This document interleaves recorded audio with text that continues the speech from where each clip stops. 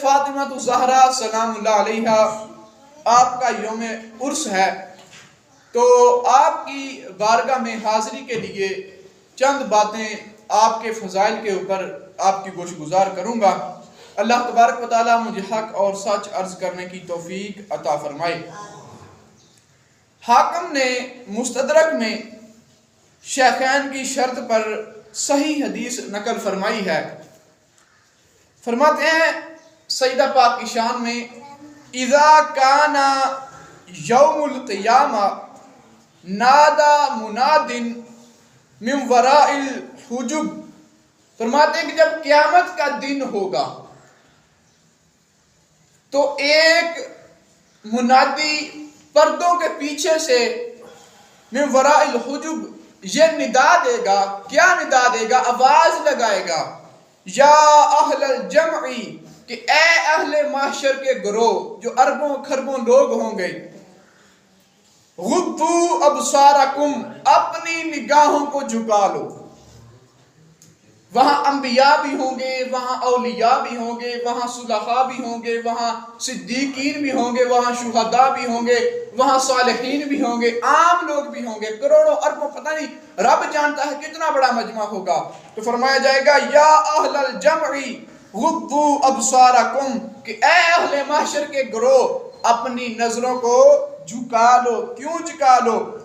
فرمایا عن فاطمہ بنت محمد حتی تمرہ، کیونکہ سیدہ کائنات جان کائنات کی صاحبزادی ام الحسنین سیدہ فاطمہ الزہرا رضی اللہ تعالی عنہ کا گزر ہو رہا ہے، سیدہ پاک کا گزر ہو رہا ہے، تو فرمایا جائے گا اپنی نگاہوں کو جھکا لو۔ تو سیدہ کائنات سلام اللہ علیہا لاکھوں حوروں کے جھرمٹ میں بجلی کی طرح پل صراط سے گزر جائیں گے۔ تو یہ ایک بہت بڑی فضیلت ہے۔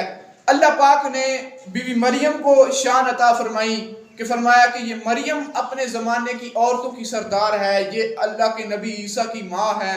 پھر بی بی حوا کو شان عطا فرمائی، وہ ساری انسانیت کی ماں ہے۔ بی بی ہاجرہ کو شان عطا فرمائی، بی بی سارہ کو شان عطا فرمائی، الغرض شان عطا فرمائی۔ لیکن یہ اعزاز کسی بھی نیک خاتون کے، کسی بھی عظمت والی خاتون کے حصے میں نہیں آیا، بلکہ یہ صرف اور صرف سیدہ کائنات کا فضل اور شرف ہے کہ جب کل قیامت کا دن ہوگا تو منادی کہے گا بھی نظران جھکا لو، نبی دی بیٹی تشریف لے آ رہی ہیں۔ تو یہ ان کے لیے اعزاز، یہ ان کے بہت بڑا فضل ہے ان کے لیے۔ دوسرا، حضرت انس بن مالک رضی اللہ تعالیٰ عنہ سے خلیت الاولیاء، اور اس کو حلیت الاولیاء بھی پڑھا جاتا ہے، حق طبرانی نے روایت کیا۔ حلیت الاولیاء میں حضرت انس بن مالک رضی اللہ تعالیٰ عنہ سے یہ روایت ہے کہ نبی پاک علیہ السلام کا جو ہے مجمع لگا ہوا تھا، سرکار تشریف فرما تھے، مجمع حضور کے سامنے بیٹھا ہے، صحابہ حضور کی بارگاہ میں حاضر ہیں، تو وہاں پر نبی پاک علیہ السلام نے کوئی سوال جو ہے وہ ارشاد فرما دیا۔ صحابہ سے سوال سرکار نے پوچھا، فرمایا کہ ما خیر للنساء، کہ عورتوں کے لیے بہتر کیا ہے؟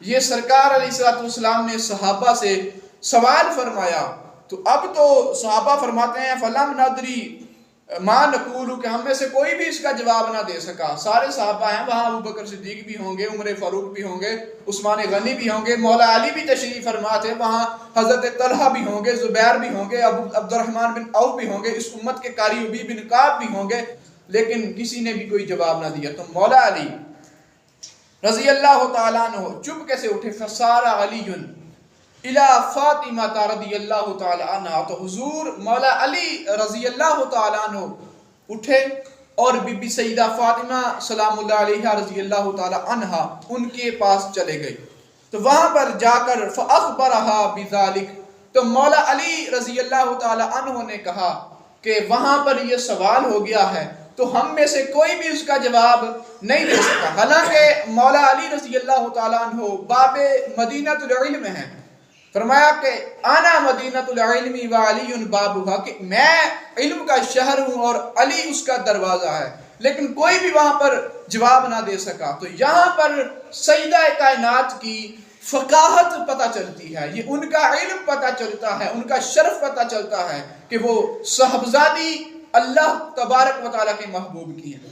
تو اب مولا علی نے سوال کیا کہ ما خیر للنساء، کہ عورتوں کے لیے کیا بہتر ہے. تو آپ نے جو جملہ جواب ارشاد فرمایا، تو آپ نے تو پہلے مولا علی سے فرمایا فَهَلْ لَا قُلْتَ لَهُ، کہ علی آپ نے اس کا جواب نہیں دیا. سوالن فرمایا کہ یہ تو سوال ہے، آپ تو جواب دے سکتے تھے. علی فَهَلْ لَا قُلْتَ لَهُ، آپ نے جواب نہیں دیا. تو پھر سیدہ کائنات نے فرمایا کہ خیر لہن الا یرین الرجال ولا یرونہن، کہ عورتوں کے لیے سب سے بہتر یہ ہے کہ نہ عورتیں مردوں کو دیکھیں اور نہ مرد عورتوں کو دیکھیں. تو یہاں پر عمومی طور پر یہ کہا جاتا ہے کہ مرد نہ دیکھیں، لیکن آپ نے فرمایا کہ عورتیں، پہلے عورتوں کا فرمایا کہ عورتیں مردوں کو نہ دیکھیں اور مرد عورتوں کو نہ دیکھیں. تو مولا علی نے جب یہ جواب سنا تو پھر آپ آئے سرکار علیہ السلام کی بارگاہ میں. فراجع فاخبرہ، تو مولا علی رضی اللہ تعالیٰ عنہ واپس نبی پاک علیہ السلام کی بارگاہ میں حاضر ہوئے اور عرض کیا فاخبرہ بذالک، تو جو سیدہ کائنات نے جواب دیا تھا وہ آپ نے عرض کیا کہ یا رسول اللہ، عورتوں کے لیے بہتر ہے کہ عورتیں مردوں کو نہ دیکھیں اور مرد عورتوں کو نہ دیکھیں. تو اب سرکار تو دلوں کے حال جانتے ہیں، سرکار تو عالم الغیب ہیں اللہ کی عطا سے، اللہ نے ان کو ہر چیز کا علم عطا فرما دیا. تو اب سرکار نے فرمایا قال من علمک ھذا، علی اے تینوں دسیا کنے جواب؟ علی پہلے بھی یہاں تھے، پہلے تو جواب دیتا نہیں، بتاؤ یہ جواب تمہیں کس نے بتایا ہے؟ تو پھر آپ نے عرض کیا یا رسول اللہ قال فاطمہ، یا رسول اللہ آپ کی صاحبزادی بی بی فاطمہ نے یہ جواب ارشاد فرمایا ہے.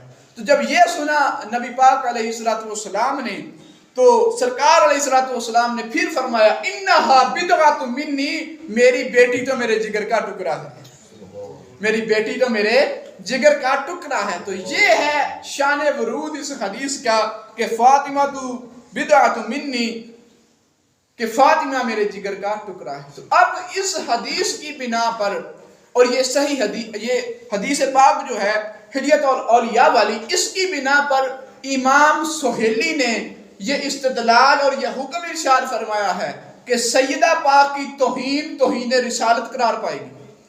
اس پہ بھی 295 لگے گا جو گستاخ رسول پہ لگتا ہے، کیونکہ یہاں پر سرکار علیہ السلام کا فرمان اور نص موجود ہے کہ فاطمہ میرے جگر کا ٹکڑا ہے، میری بیٹی میرے جگر کا ٹکڑا ہے. تو یہاں سے انہوں نے یہ حکم ارشاد فرما دیا کہ گستاخ فاطمہ تو زہرا سلام اللہ علیہا گستاخ رسول ہے، اور محب فاطمہ تو زہرا سلام اللہ علیہا محب رسول ہے. کیونکہ فرمایا فاطمہ، کہ ان کا نام فاطمہ اس لیے رکھا کہ قیامت کے دن اللہ تبارک و تعالیٰ ان کے محبت کرنے والوں کو دوزخ کی آگ سے دور